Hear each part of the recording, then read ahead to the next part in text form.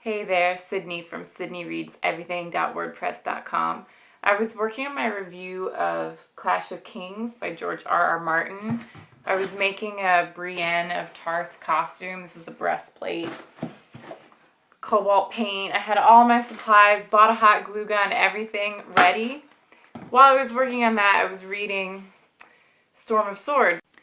Got to about page 710 of this book, which puts me at 2,645 pages into the series and decided to quit.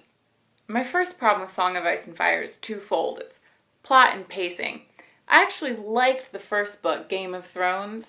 It has a pretty conventional plot structure. We start over here at point A. Things are kind of okay.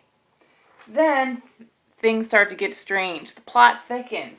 Tension rises and rises and rises. Then we have a huge crisis. End up at point B. It's actually multiple crises, multiple characters. Things are very different at point B than they are at point A. Now we move on to Clash of Kings. We've got Arya over here moving in circles. The details change, but her situation is pretty much the same.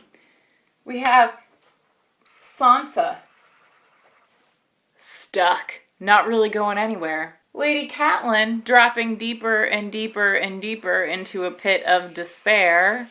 Very little forward movement. Robb Stark. He wins some, he loses some, he wins some, he loses some. The Lannisters pretty much holding steady. Daenerys, to be fair, is making some very slow forward progress. In book 1, we go from point A to point B. In books 2 and 3, we kind of just hang out at point B. There's very little forward movement. I'm not convinced that there's a point C over here for this series at all. And if there is one, I'm not sure I want to go there. So plot and pacing were problematic for me, but the real reason why I quit on Song of Ice and Fire is that it's relentlessly, crushingly miserable. And I've heard very intelligent people tell me that it's miserable because it's realism. I could go on forever about why that is a ridiculous statement, but I won't. I think maybe what those readers appreciate is that unlike other fantasy epics, the Song of Ice and Fire series does not ignore the suffering that is entailed in war. Yes, the Middle Ages were tough and war is terrible, but Song of Ice and Fire is not realism. Westeros is a world of George R.R. Martin's creation. If it's constantly miserable in Westeros and terrible things happen continuously to every character, that is a decision that George R.R. Martin made and is not based on a slavish devotion to the way our world actually works. Now bear with me, I'm about to make a sports analogy. I'm pretty good with analogies, but I'm not so great with sports. People love to pick a side, choose a favorite, root for a team, and have that team win. It's really fun when your team wins, and it really sucks when your team loses. Grown men sulk like toddlers when their teams lose. Reading Game of Thrones isn't like seeing your team lose. It's like seeing your team be insulted, publicly humiliated, lose, get mutilated, raped, betrayed, separated from their family, sold into slavery, raped again, and probably mutilated again. Which is not fun. You don't want to see that.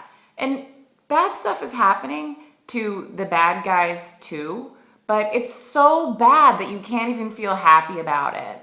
Like, a lot of people really like seeing the Yankees lose.